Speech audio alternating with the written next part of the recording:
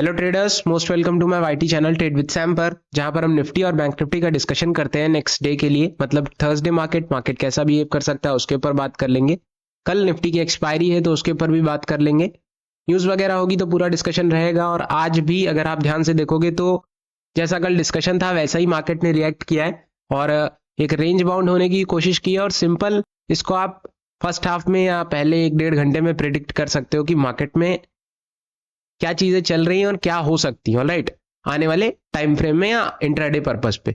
तो जनरली हमने तो पहले ही ये चीज क्लियर की थी कि कल रेंज में रह सकता है और प्रीवियसली भी रेंज में रह सकता है, क्योंकि अगर मार्केट किसी इंपॉर्टेंट जोन को तोड़ता है तो एक रिएक्शन देता है कि वो कहीं ना कहीं एक रेंज में रहेगा, रेंज का ब्रेकआउट या ब्रेकडाउन करेगा तो सारी चीजें क्लियर होंगी। बट अभी एक अनडिसीजनेबल वाली स्टेट में है कि मार्केट बहुत ज्यादा पॉजिटिव होना चाहता है, बहुत ज्यादा नेगेटिव होना चाहता है। पहली चीज कि मार्केट में डे बाय डे अगर आप ध्यान से देखोगे तो एफआईआईस की सेलिंग बढ़ती जा रही है और मैंने कल भी इसके ऊपर बात की थी और कल भी मार्केट में अच्छी खासी सेलिंग देखने को मिली थी। और आज देखते हैं जो डाटा निकल के आएंगे उसमें क्या होता है। बट कल भी अच्छी खासी सेलिंग देखने को मिली थी और मे भी आज भी देखने को मिले। और बॉटम पे सेलिंग का मतलब है कि मार्केट और नीचे जाने की कोशिश कर सकता है, लेकिन ये पहले से आप प्रेडिक्ट नहीं कर सकते हो। अगर थोड़ा बहुत ये उठेगा, एक बायर्स फिर से आएंगे एंड अगेन गिरने की कोशिश कर सकता है, तो एक ट्रैप लाइक सिचुएशन क्रिएट कर सकता है। तो हमें पहले से सतर्क रहना है, ऑलराइट, क्योंकि मार्केट 2-3 बार से यही कर चुका है कि ये बॉटम पे आता है, वापस उठने की कोशिश करता है, वापस बॉटम ब्रेक, वापस उठने की कोशिश करेगा, वापस से बॉटम अपना ब्रेक कर देता है। तो कहीं ना कहीं एसएल हिट होने के अलावा बहुत ज्यादा मोमेंटम हम कैच नहीं कर पाते। ये सारी चीजें रहती हैं। फिलहाल आज भी एक रेंज में था और अच्छी चीज ये रहती है रेंज में रहने का कि आप टॉप से सेल कर सकते हो और बॉटम से बाइंग कर सकते हो। तो दोनों चीजें आपके पास रहती हैं, जो कि एक अच्छी चीज है और आप एक इजी वे में चीजें संभाल सकते हो। सबसे पहली चीज है मार्केट में अगर लेवल्स की बात करें, लेवल्स बहुत सिंपल हैं और रेंज बाउंड है तो लेवल्स खास देने की कोई जरूरत नहीं है। बट 23,300 का एक रेंज है और डाउन साइड में 23,140 के बीच में, या 23,100 आप पकड़ सकते हो, 23,100 या फिर 23,050। तो ये एक रेंज, एक मिड रेंज है कि मार्केट इसी के बीच में रहने की कोशिश करेगा। अगर 300 ब्रेक करता है, 335 ब्रेक करता है तो इजी टारगेट आपका 390 से लेकर के 442 एंड देन 23,500 का। और जब 23,500 के डेली बेसिस पे ऊपर क्लोजिंग देने लग गया तब भी आप 200 डेली बेसिस पे अगर आप देखोगे, डेली बेसिस का चार्ट देखोगे तो 200 जो डीएमए है उसका आप 23,672 के आसपास ब्रेकआउट देखने को मिलेगा। अगर आप चार्ट देखोगे जो डीएमए लगा होता है डेली बेसिस पे, डेली मूविंग एवरेज 200 डीएमए, कहीं ना कहीं उसका जो ब्रेकआउट है वो 23,600 के आसपास है, 23,670 के आसपास। तो 500 भी आप मत मान के चलो, बट अगर 23,500 के ऊपर डेली बेसिस पे क्लोजिंग देने लग गया तो आप एक्सपेक्ट करके चल सकते हो कि 23,800 और 24,000 तक एक इजी टारगेट मिल सकता है। बट अभी जो इंट्राडे पर्पस पे है, अगर आप ध्यान से देखोगे तो हम एक क्लोजिंग मार्क करेंगे। क्लोजिंग मार्क करने का मतलब है 23,230 के आसपास। अगर ऊपर निकलता है इजी टारगेट आपका 23,260 और ऊपर निकलता है 23,300, ऊपर जाने की कोशिश करेगा 23,335, 390, ऑलराइट। डाउन साइड की बात करें तो अपना 23,200 निकालेगा, इजी टारगेट आपका 23,170 से होते हुए आपका 23,150 के बीच में रहेगा। 23,150 जो 2 दिन का लो बन रहा है वो मे बी कल एक्सपायरी है तो कल भी इस लो के आसपास आने की कोशिश करें और कल एक अच्छा खासा पंप आपको देखने को मिल सकता है, क्योंकि पहली बात तो एक्सपायरी है और प्रीवियसली जितनी भी 4-6 एक्सपायरीज गई हैं उसमें बहुत ज्यादा मोमेंटम एक्सपायरीज में देखने को मिला नहीं है। मोमेंटम देखने को मिला है निफ्टी में फ्राइडे को, जो कि न्यू डे होता है एक्सपायरी के बाद वाला, ऑलराइट। तो मे बी कल भी ऐसा मोमेंटम खास देखने को ना मिले, क्योंकि जब मार्केट ऐसा कुछ रिएक्ट करता है काफी अच्छा डाउन साइड में, अप साइड में मोमेंटम करता है, तो लगभग एवरेज ऑन बेसिस पे 3 दिन साइडवे रहने की कोशिश करता है। तो दो दिन के चार्ट आपको साइडवे दिख रहे हैं, ये वाला और ये वाला, मतलब कि 14 और 15 तारीख का। तो मे बी कल भी एक साइडवे मोमेंटम मिल जाए और फ्राइडे को अच्छा खासा आपको एक ब्रेकआउट या ब्रेकडाउन देखने को मिले, ऑलराइट।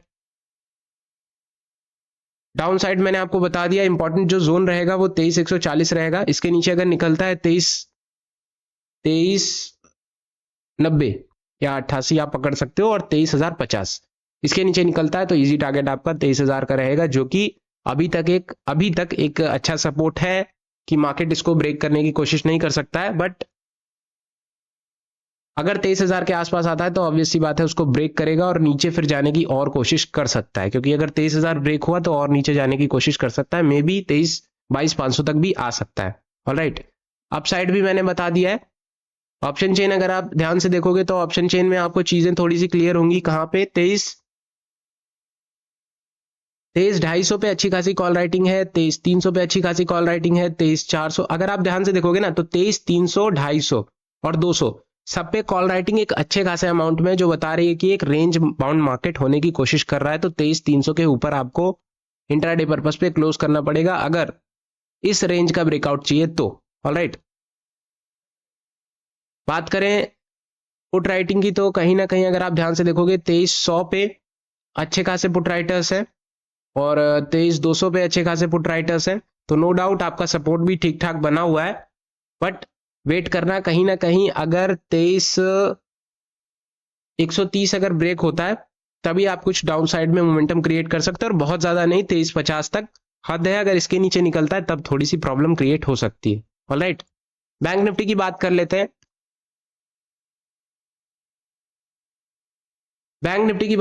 अगर आप ध्यान से देखोगे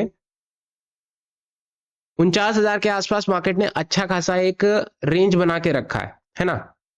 49,000 एक अच्छा खासा रेंज है। अगर हम इसको एक रेक्टेंगल में मार्क करें तो आपको चीजें थोड़ी सी समझ में आएंगी, और ये लाइन हम डिलीट कर देते हैं। 49,000 एक अच्छा खासा रेंज है। मार्केट जब तक इसको ब्रेक नहीं करेगा कहीं ना कहीं आप इसी रेंज में फंसे रहोगे, और 49,000 के जब ऊपर निकलेगा तो इजी टारगेट 49,500 का हो सकता है। बीच में कई हर्डल जो मैंने मार्क किए हैं वो हो सकते हैं। एंड देन 49,500 के ऊपर 700 से होते हुए 700, 750 लगा लो, और 860, 50,000 next target. Alright, down side की अगर हम बात करें, आज भी अगर आप ध्यान से देखोगे मार्केट यहां कहीं पे ओपन हुआ, थोड़ा सा नीचे जाने की कोशिश की, वापस ऊपर वापस नीचे, तो एक अनसर्टेन वे में बहुत ज्यादा वॉलेटिलिटी रही, बहुत ज्यादा इसमें कुछ खास मोमेंटम हुआ नहीं, है ना। डाउन साइड में हम लेवल हटा देते हैं, एक रेंज मार्क कर लेते हैं। 48,500 की आपकी रेंज है, या थोड़ा सा और नीचे मार्क कर लो 48,540। इसके अगर नीचे निकलता है इजी टारगेट आपका 48,446, या फिर इसको हटा के आप एक लाइन मार्क कर लो, क्योंकि 426 की है, और इसके नीचे निकलता है इजी टारगेट आपका 360 ना होकर के 244 रहेगा। 244 या फिर थोड़ा सा और ऊपर 260। ऑलराइट, 48,560 ब्रेक होगा, इजी टारगेट आपका 48,424, 48,272 नेक्स्ट, 48,130 और 47 या फिर 48,000 तक मार्केट आने की कोशिश कर सकता है। अपसाइड में भी मैंने सारी चीजें क्लियर कर दी। क्लोजिंग के ऊपर निकलेगा, इजी टारगेट आपका कोशिश करेगा 48,900 और 49,000 तक जाने की, जो कि अभी तक जा रहा है, बट 49,000 से हर्डल ले रहा है। 49,000 अगर ब्रेक होता है तब कहीं ना कहीं 49,120, 282, 49,487 और 49,500 तक टारगेट रह सकता है। बट 49,500 पे भी आपके हर्डल हैं, है ना। 49,500 से पहले भी हर्डल हैं 400 के आसपास और 300 के आसपास। तो आपको ये सारी चीजें देखनी पड़ेंगी कि 49,500 पे डेली बेसिस पे क्लोजिंग चाहिए। ऑलराइट, फिलहाल डिस्कशन यही रहेगा, और कोई क्वेश्चन हो तो आप कमेंट में पूछ सकते हो। वीडियोस पसंद आती है तो लाइक करना मत भूलना, चैनल को सब्सक्राइब कर देना।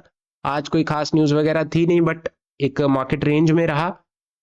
कल देखते हैं, क्योंकि एक्सपायरी है निफ्टी की, तो देखते हैं क्या चीजें रह सकती है। बट 3-4 एक्सपायरी जैसा मैंने आपको बताया, एक खास मोमेंटम कुछ था नहीं, बट देखते हैं। वीडियोस पसंद आती है तो लाइक करना मत भूलना, चैनल को सब्सक्राइब कर देना। Thank you so much.